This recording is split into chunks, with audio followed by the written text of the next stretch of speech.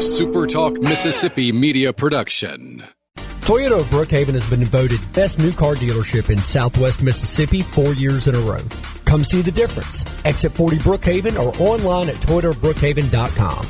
Great service, great savings. At Toyota of Brookhaven, we deliver. And now, Sports. Get ready, sports fans. It's time for Chasing Foul Balls on SuperTalk Pike County 93.5 and streaming worldwide on the SuperTalk Mississippi app and on your Amazon Alexa devices. Chasing Foul Balls, your weekly source for all the sports news and interviews important to Southwest Mississippi. Chasing Foul Balls is presented by First Bank. And now, here's your host, Robbie Hamilton. Well, good morning and welcome to the Friday edition of Chasing Foul Balls right here on SuperTalk Pike County 93.5. Glad to have you along. Don't forget you can catch all the previous Chasing Foul Balls shows just by going to our podcasts on any of the podcast availabilities. You can get that there. And don't forget you can catch up on all the sports by going to our Facebook page, Chasing Foul Balls. We'll be glad to have you join us there.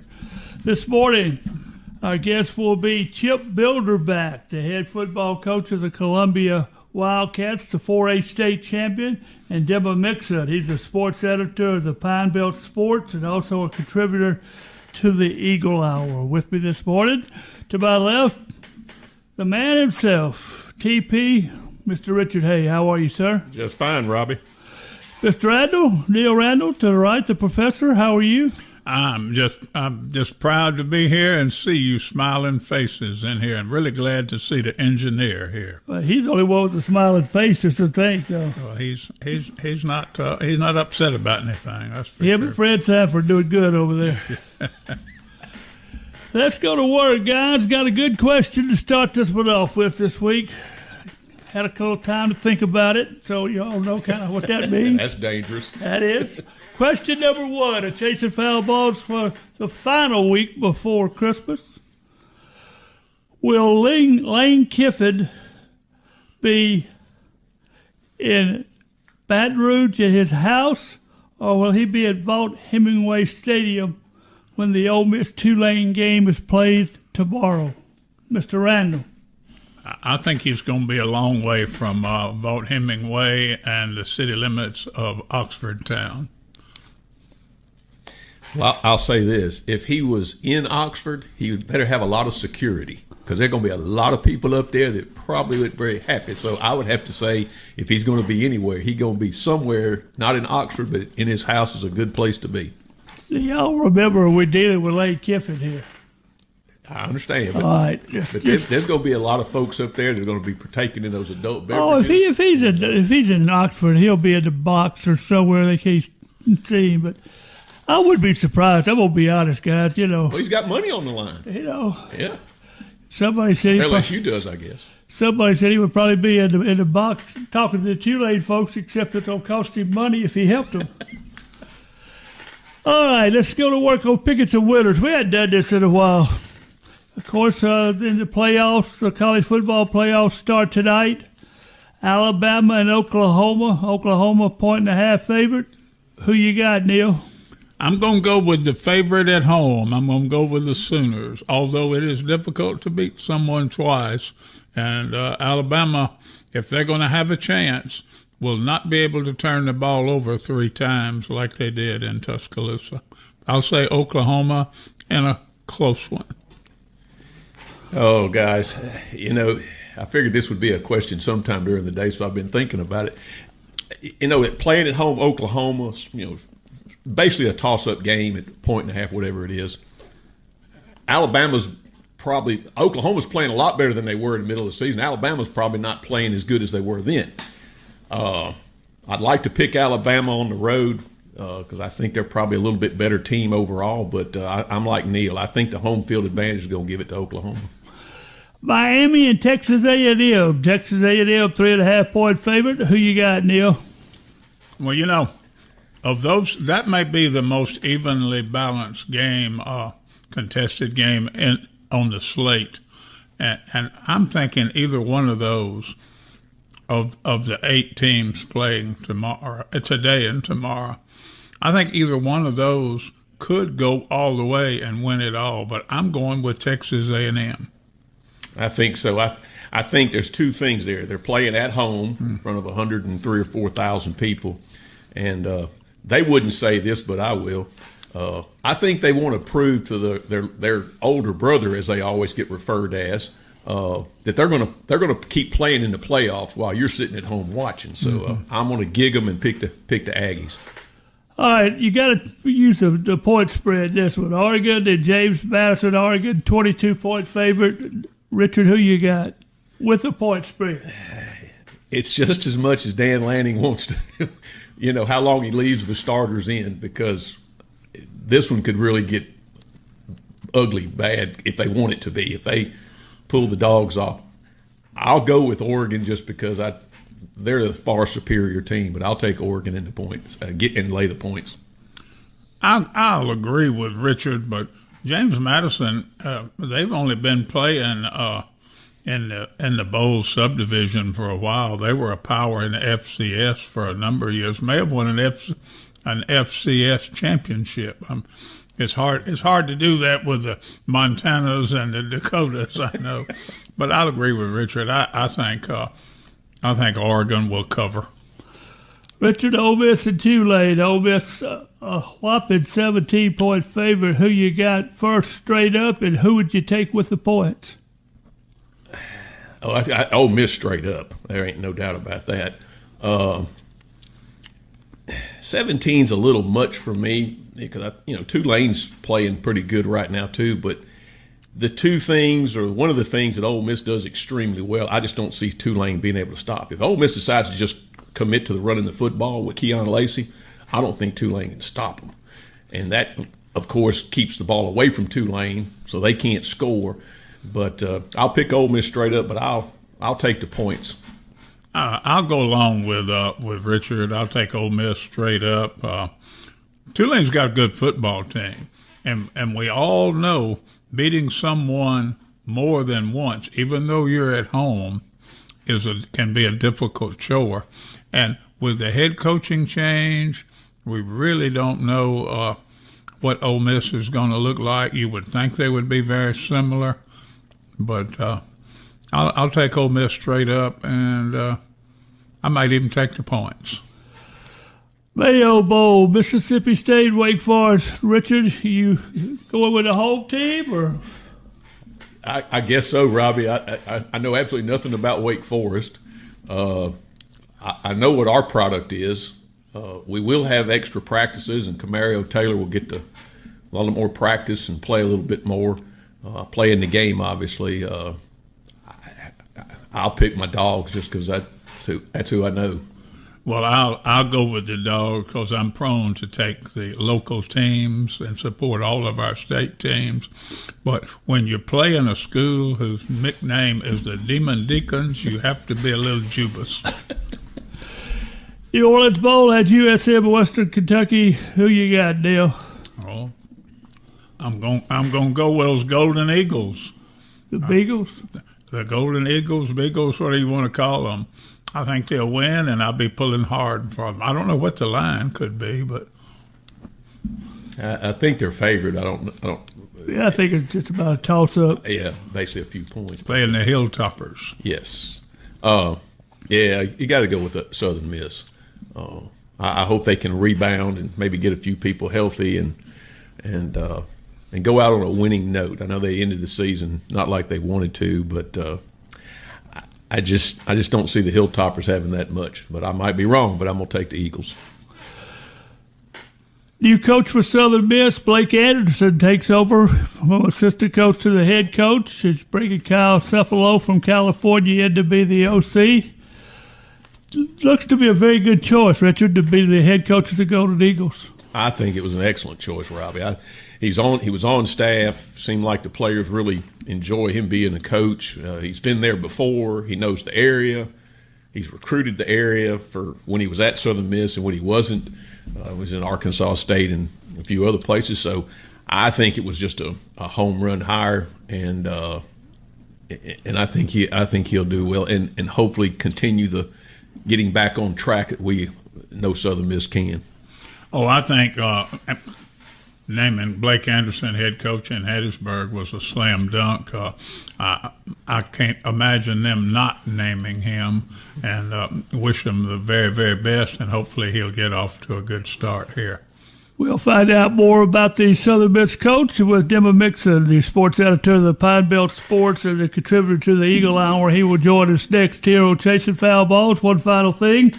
Before we go to the first break, Corey Dickerson has resigned as the head baseball coach at Jackson Academy. He has now become a employee of the Tampa Bay Rays. So that was just announced this morning.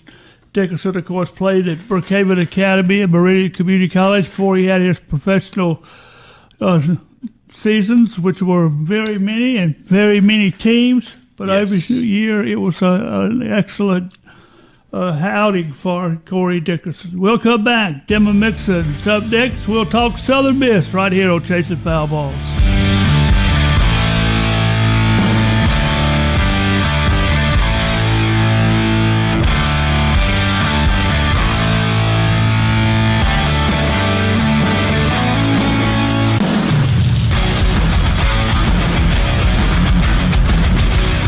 Welcome back, Chasing Foul Balls on this Friday morning here in Southwest Mississippi. Joining us on the phone, Dima Mixon, the sports editor for the Pine Belt Sports, and of course a contributor to the Eagle Hour here on SuperTalk. Dima, glad to have you along with us on this Friday morning. Yeah, good to be here. Thanks for having me on. Tell me about the hope meter right now in Hattiesburg. How high is it with the selection of Blake Anderson as the football coach? Yeah, I think everybody's pretty satisfied with the hire. Of course, you know, he's been here before. People are familiar with him. And I really think Director of Athletics, Jeremy McClain, really didn't want to get into a situation where, you know, you're hiring some big-name candidate and then he's going to leave in a year. I mean, I don't know if the university could, you know, do, again, a one and done. So I think Blake Anderson was the obvious choice. He has head coaching experience, and but he's going to have his work cut out for him because the transfer portal opens up in 2 weeks, and they only have 9 signees in the 2026 class. Blake Anderson has a very interesting story when you read it as far as his life and coaching career. He was very emotional when he had his press conference first of the week at Southern Miss. Yeah, he's been through a lot. Of course, for those who don't know, about 6 or 7 years ago, he lost his wife to cancer, and then a couple years after that, unfortunately, his son took his own life, and then, of course, all the legal troubles at Utah State. So, I mean, he's just been through unbelievable circumstances, and more than really any human should ever go through in his lifetime, but he's been through all of it in, you know, under 10 years. So, you know, it's a testimony for him to be able to still stand and still be able to coach and still, you know, be able to go through life. And we had him on the Eagle Hour yesterday, and he talked about how, you know, he has to live broken. And it was just a really emotional and, you know, heartfelt answer about living through the pain. But, you know, he pointed to all of that through Jesus and through Jesus Christ and his faith. And it's an incredible testimony, and I can't help but root for him just for that reason.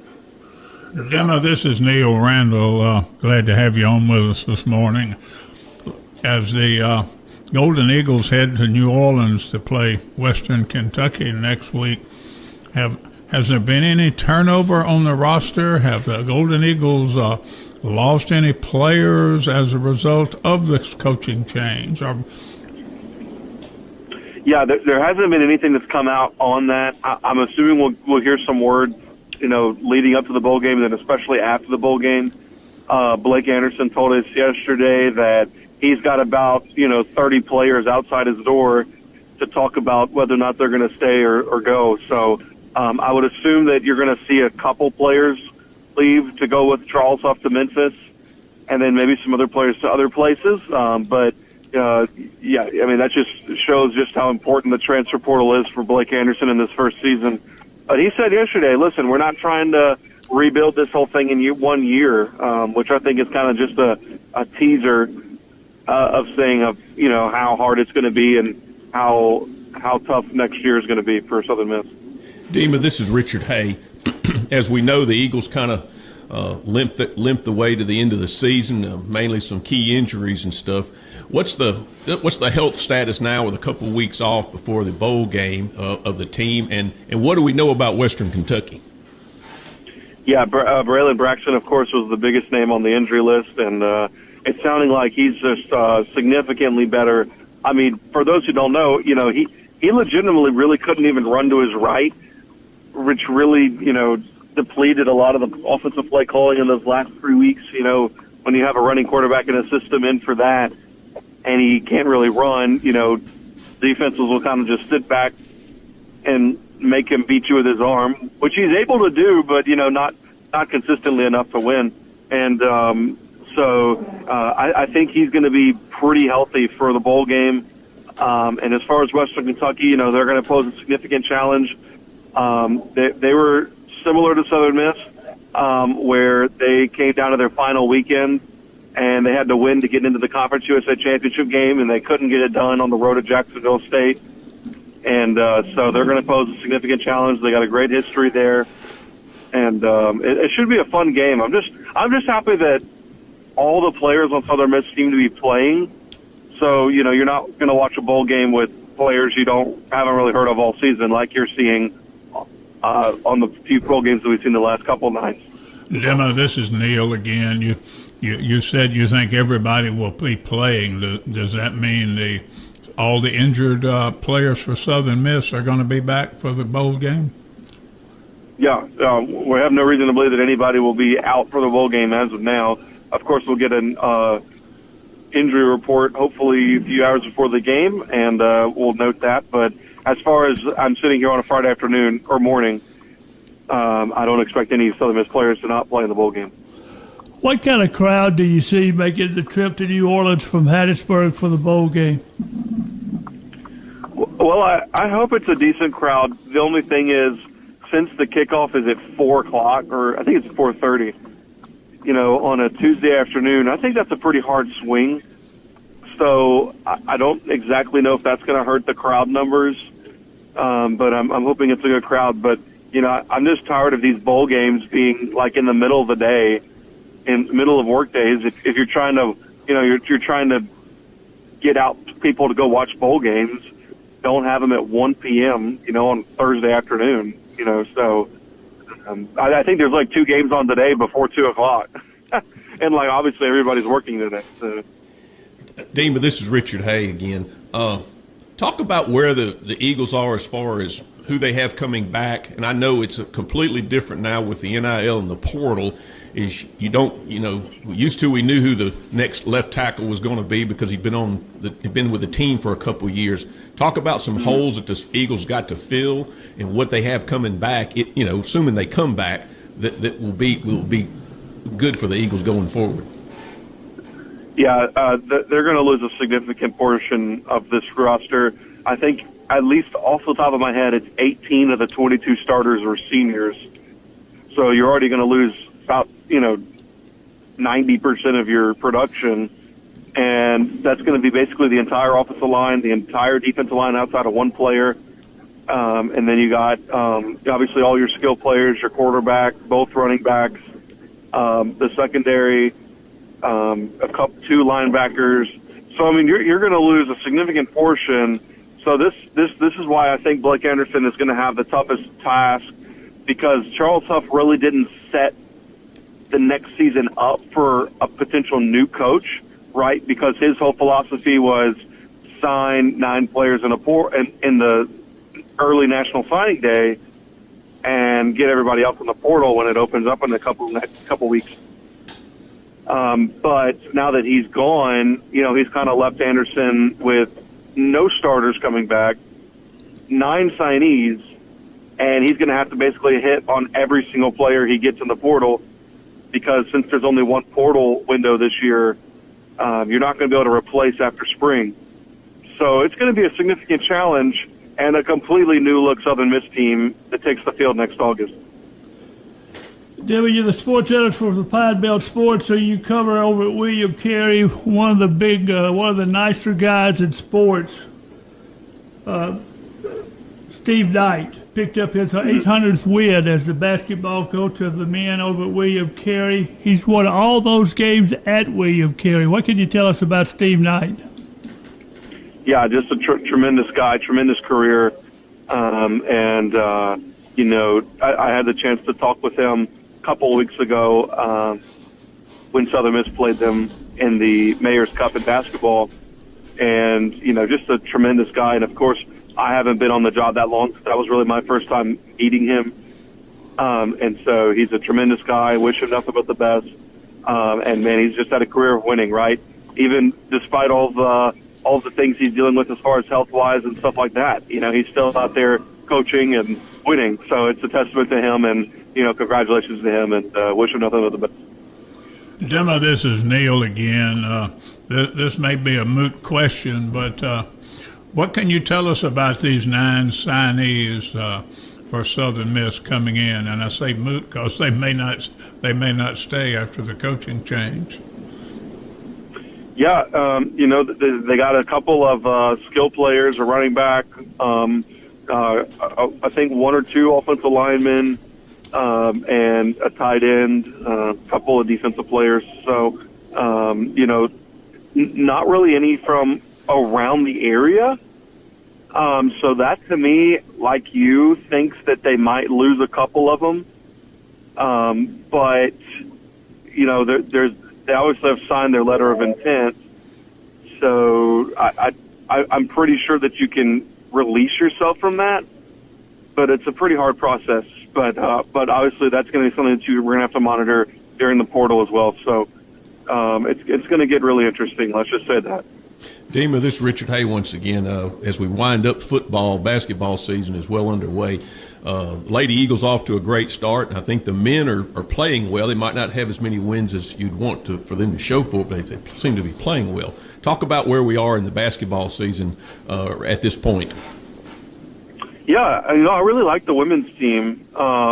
They're kind of fast and chippy, and Missy Bilderback, of course, has won in the Sun Belt League, and she brings a whole new energy to the sidelines with that group, and they can shoot the basketball really well. They got good interior play from their centers, and so they obviously won yesterday against a pretty good South Alabama team, and that was a good game until Southern Miss really pulled away and won by 19. So as far as the men, they just really struggle to shoot the basketball.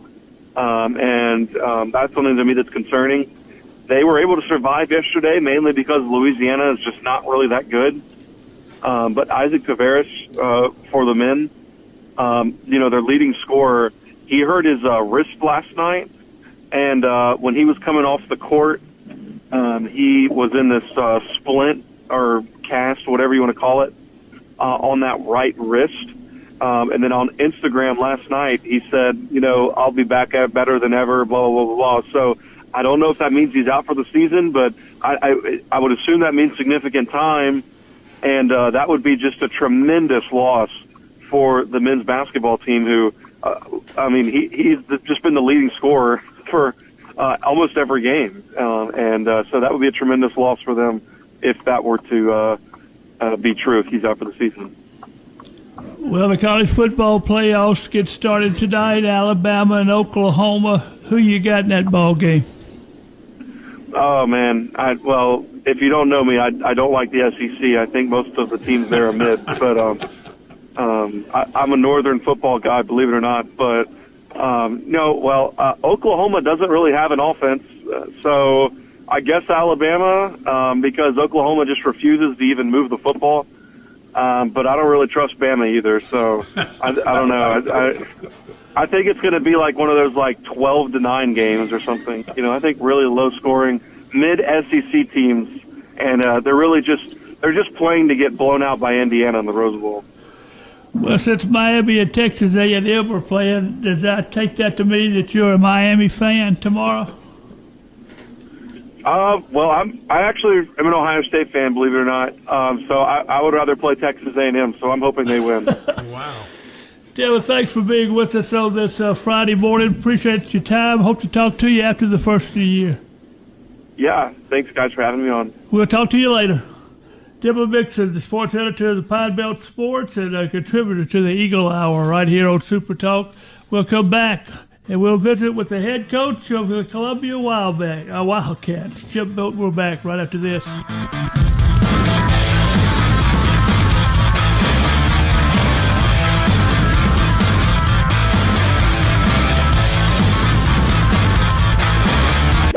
Sports. And now sports. You're listening to Chasing Foul Balls on SuperTalk Pike County 93.5 and streaming everywhere on the SuperTalk Mississippi app. Chasing Foul Balls is presented by First Bank and brought to you by Guy's Pharmacy.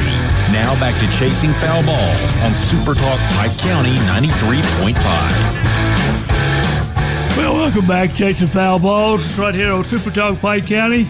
Robbie Hamilton, along with Neil Randall, Richard Hay. Join us, the head coach of the Columbia Wildcats, the 4A state champion, Coach Chip Bilderback. Coach, how are you? Doing well. Thank you guys for having me on. Well, Coach, getting you on today gives us our first opportunity to have a husband and wife team on Chasing Foul Balls. We had Missy on several weeks ago. I tell you what, it's a household that don't lose many ball games, do they? Yeah, we've been lucky. We both have some really great players that we coach, great competitors, and we also have some great assistant coaches. Both her and I both were blessed to have good staffs, that's for sure. The head coaches get a lot of the credit, but it really goes to the kids we have playing for us and our assistants. Let's go back before the season started to get this underway with. I saw the video when you were announced coming back to Columbia this year to be the head coach of the Wildcats. How was that? How exciting was that for you to see those kids react like they did? Yeah, well, it was exciting, but I don't know if I'm what you call a player's coach or not, but I do have a close relationship with all the players that I coach, and that's part of the reason. That's the main reason I do coach it. Part of it is to fulfill a competitive side of myself, but it's really to have a great relationship with kids and help them through that part of their life. And I was really close to that group, and they knew when I left I wasn't leaving because I was choosing another place. I was choosing my family. So they understood the struggle, and they had a good relationship with my wife. And, Drew had played. My son Drew was a senior this year, and he had played with them as freshmen. So they understood what I was going through when I left. And, I think it was an appreciation, of getting to be back with them again. And I think after 2 weeks, they were probably ready for me to go after me being on their butt a little bit. But it's a special group of kids, and we'd always had a close relationship. So I was really excited to be able to be with that group for their senior year as seniors, and then also my son to be able to finish out his high school career in Columbia, a place that he had been a water boy at for 5 years and played on the freshman football team. So definitely was the start of the re-entry of a great journey. Coach Bilderback, this is Neil Randall. Congratulations on the state championship, well deserved, and we've followed you all year long. As Robbie said, back when you were introduced or reintroduced, I should say, to Columbia. Right. Talk a little bit about the season and tell us a little bit about the playoff run, because there were a couple of close calls in there, as I recall. Yeah, there was. One, we just had a special group of seniors. Our schedule was really tough. Coming in late, it wasn't just a change of head coach. There was 5 assistants that had worked with me that had been on the staff the year after when I left, had all left. 2 had gotten head jobs. 2 of them had gotten coordinator jobs, and 1 got an assistant job outside the area. So it wasn't just a new, coming back in with a head coach. Things were different We brought in 5 new assistants, and the spring was really spring and summer we were under construction, and we were trying to really work through what our team was going to look like. Our schedule was extremely tough. We opened the year with Hartfield, and we won by 1 point. Then we played cross-county rival West Marion, who was a really good team, and we had made a change at quarterback after our first game, and I think that kind of helped us transition our offense and kind of more athletic-style quarterback, and that really helped us. And played Petal, beat them, and Petal, is a good football program, and had to play JDC, which is a good one. And I think our non-conference schedule, well, I know this, our non-conference schedule really helped us in the playoffs. We played really good opponents throughout non-conference. We played in non-conference with North Pike, and I know their record wasn't great, but they were not an easy out. And then our conferences, South Pike and Macomb, those are 2 really good football teams, as you guys are well aware, and then also Poplarville. So our whole season really helped us prepare us for our playoff run. And you said it right, Newton County, we had them second round of playoffs at our place, and we won it right there at the end. We threw a post route, got it down, kind of just couldn't get in the flow, couldn't get out of our own way. So, I mean, a lot of people say we were lucky to win that, and my counter is, the harder you work, the luckier you get. And I think our kids just believed they were going to win. They've always kind of had that in their mind, and even going down to the last game of the year, 0-0, and we score with, I think, 11 seconds left. So they just, it's not the most talented team. I've coached a lot better teams, but this is probably the most competitive team. They were probably the best cumulative on, when I say that, talented-wise, they weren't the best, but they were just the best team. They played so hard for each other, and they were so resilient, and we didn't have any selfish players. We had 3 people that rushed for 1,000 yards. Not one of them complained about getting more touches or anything like that. And, that's unique to be able to say that you've got that many people that can run that ball that much, and so, and we had a really, really good receiver that had a bunch of yards receiving, but I believe in running the ball. I believe to win the championship in Mississippi, you got to be able to run the ball and you got to be able to stop the run. And that's kind of my philosophy, but our receivers never complained about it. They just wanted to win. And so when you have all those things working for you, it's usually a good recipe for success. Coach Bilderback, this is Richard Hay. From the time you started summer workouts, the ebb and flow through the season, what were some of your biggest surprises that you not have thought as was going to happen? I mean, coaches usually have a pretty good finger on the pulse of their team, but something always arises that all of a sudden you start doing something better. Somebody steps up, somebody that you didn't know about, maybe a young freshman or sophomore. Talk about some of those things that have to happen to win a state championship. Yeah, well, that's a good question. Our offensive line was the big question mark. I don't believe many people felt like, we lost a O-lineman that went to Baylor. We lost another one that went to Holmes Community College. And we lost some really good ones that everyone kind of thought, well, our O-line is going to be an afterthought. And they just really gelled and they worked and they blended well. And I think I know that was the reason why we were able to rush for, as many yards as we did. And I think that's kind of like your unsung hero is your offensive line. And, then defensively, I felt we got better and better every game. And I think when we got to the playoffs, we really played our best football. I think we gave up 3 touchdowns in the playoffs. Our defense did. We gave up 1 on a special teams kickoff return, but our first defense, they only gave up 3 touchdowns. So, as your defense continues to improve, and that's when it matters the most is what you're going to be like. And along that way, we played Pass Christian, who had been arguably the best throwing offense in South 4A, and then we had to play Poplarville again, who was arguably the best run offense in South 4A. So to be able to, to hold both of those to their lowest point total, Our defense played exceptionally well that I don't think many people anticipated them to do, and they just got better and better every week. So I think that was a huge key to our success. Visiting with Coach Chip Bilderback of the Columbia Wildcats. Coach, undefeated season. How did how did you handle the pressure each week as it continued to progress toward the state championship?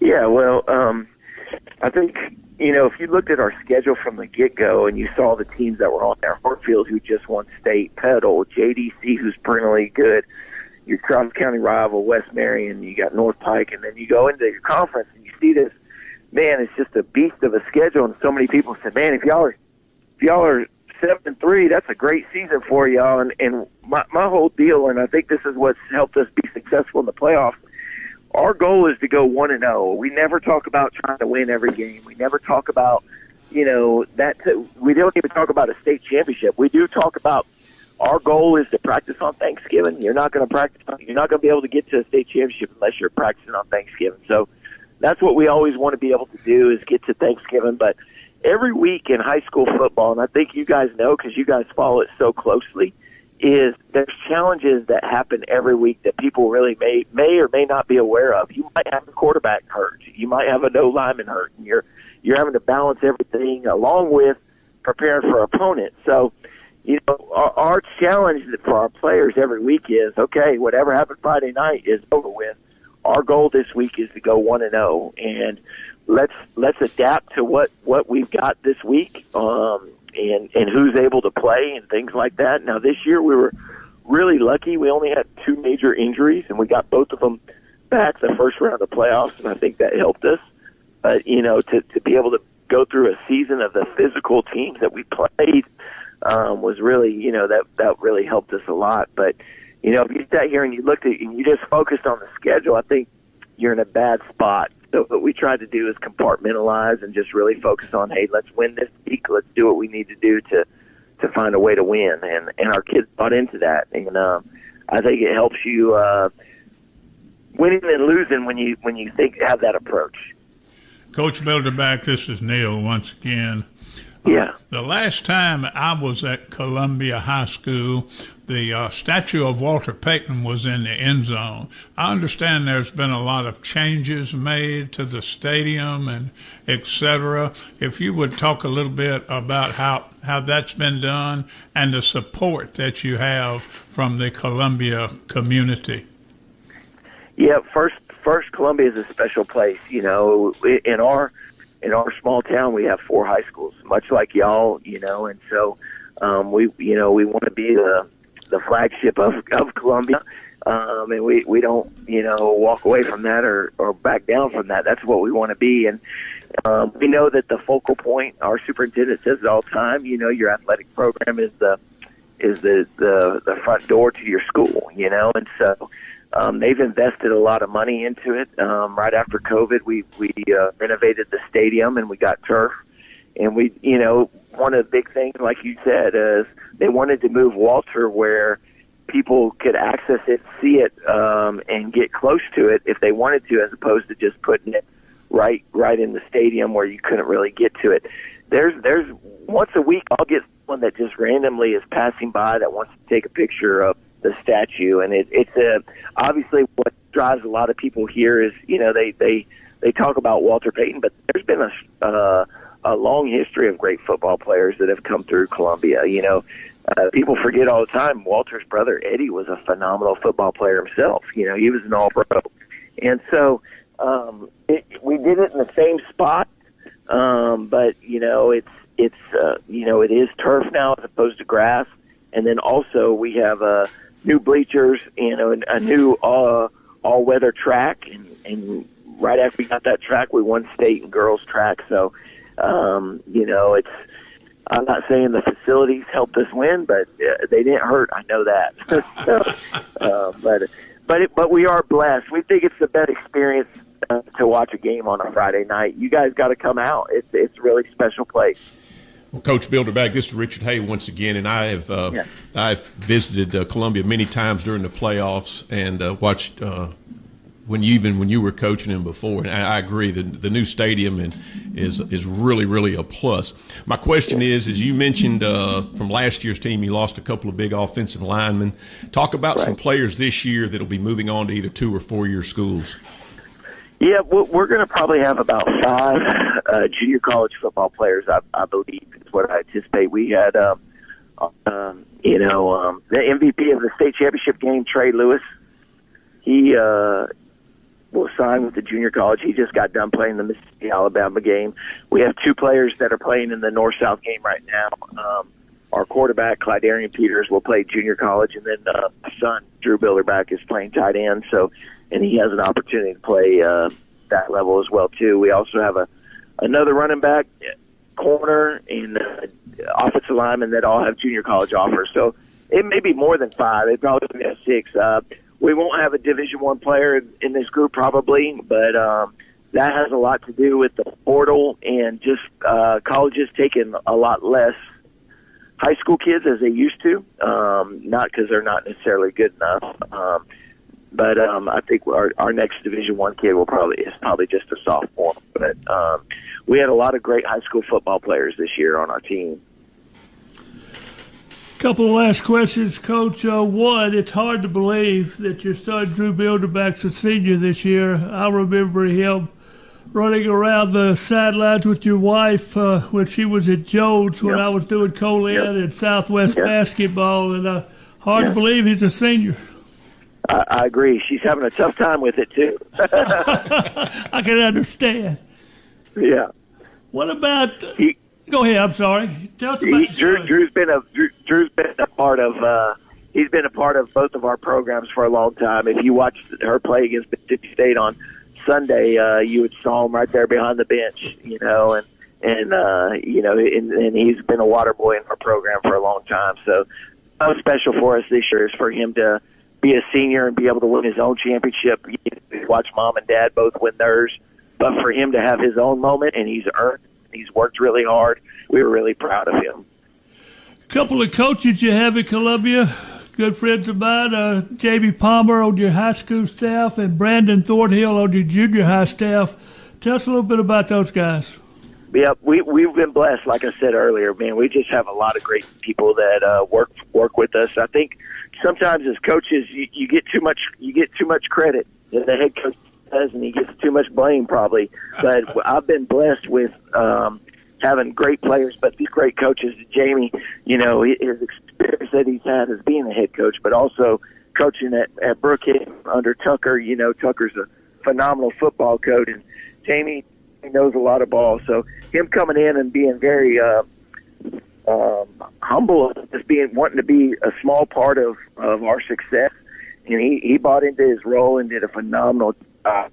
And then like you said, Brandon, our junior high program is our lifeblood of what we're doing. That's where it always is. They won district, and they've done that like 3 or 4 years in a row. So for Coach Thornhill to carry that on, it starts with them. And with the winning, I think winning is contagious, and I believe kids they believe they're supposed to win every time they play, which is a big deal. Well, Coach, have a great Christmas, and we appreciate you joining us. Thank you, too, guys. Hey, guys, thanks for all you guys do for making sure that you guys publicize the high school game and all sports all across South Mississippi. Y'all have a great Christmas. Same to you, Coach. We'll be back right after this.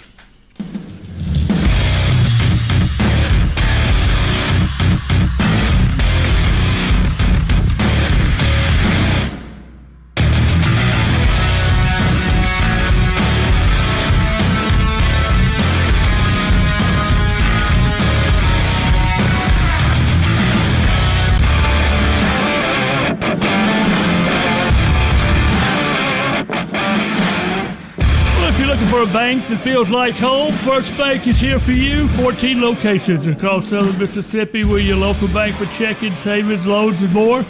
Whether you're buying a home, starting a business, or you just need everyday banking made easy, First Bank ready to help.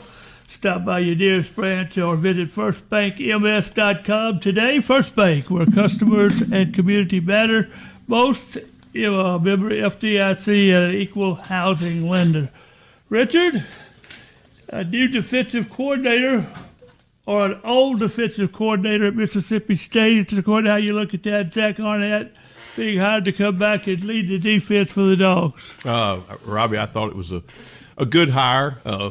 Zach had a lot of success when he was at Mississippi State. And I guess that was probably maybe the portal thing hadn't really got wound up like it is going right now. So how that affects everything. But the way he plays defense and the aggressiveness, if we can get the players, that's a big if a lot of times. I think we'll be a lot more successful because I think they were talking about us.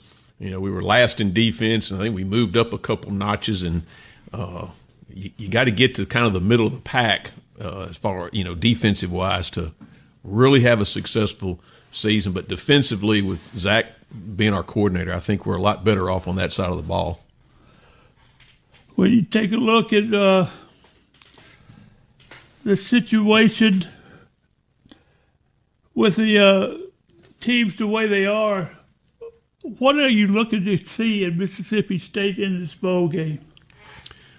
Well, I guess first off, you just want to see how Camario Taylor continues to grow and mature. We've talked about it several times. We know how far he can throw the ball. It's the intermediate short passes and how he commands becomes to get more familiar with playing the game and running Coach Levy's offense. Offensive line is still going to be the biggest. We know in this league, especially maybe all of football, it starts on the offensive and defensive lines, and until we get those things more secured, balanced, whatever you want to call it, Camario Taylor's going to run, but you don't want him having to run all the time. That's a big asset to his game, but we got to do that because I think if our running backs stay, and I think Bothwell said he was coming back. I didn't hear about the other one was he was coming back, but if we can do that, I think that gives us an advantage because it takes some pressure off our defense. And so far, the guys that say they're coming back on defense should give us to us. So I think offensive line is the biggest thing that we've got to do. If we mature there, Camario Taylor will have a great season next year. Two things with Southwest. First, Southwest Community College announced two new folks as far as being hired for the football, one to the football staff and one to the administration over there. Bo Walker, former Ole Miss quarterback, coming in as the co-offensive coordinator and the quarterback's coach, and Cody Junkin coming from Grenada to Southwest to be the new SID, so a couple of new hires there. Yeah, I think Bo Wallace is going to be a real addition. He's played this game at a pretty high level. He likes to throw the football. I said, that's kind of the air raid thing now you do is everybody wants to spread it out and throw it. So I think that's going to be a definite plus for Southwest. One thing before we leave, we got to say congratulations to the Southwest Stage Band making the appearance at the White House this week. What an honor for that group. What a privilege. And to think that I'm fortunate enough to know a couple of the parents of one of the stage band members, and me and her were talking earlier this week about the fact that was one choice out of the whole United States.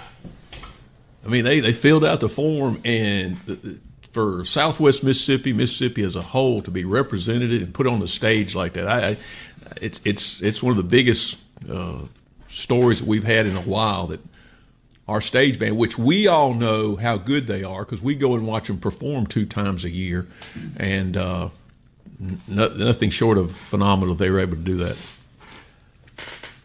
Final question of this 2025 year. Alabama defeats Mississippi in the high school all-star football game. Alabama plays their private school players. Mississippi don't. Should that change? Oh yeah, if they do it, I don't know why we won't do it. In Mississippi don't. They just use the public school kids. Alabama uses them both.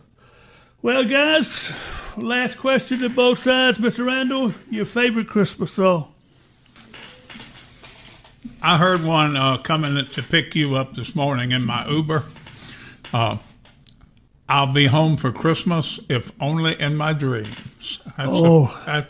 How about that? I tell you what.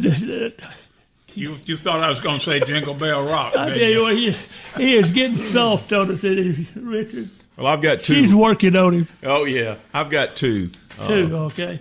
Leonard Skinner does a Oh, my word. a Rockin' Into Christmas on one of their Christmas albums, but my favorite. Whoa. Leonard Skinner and Christmas song? Yeah. Okay. They have a Christmas album, yeah. Rockin' Into Christmas.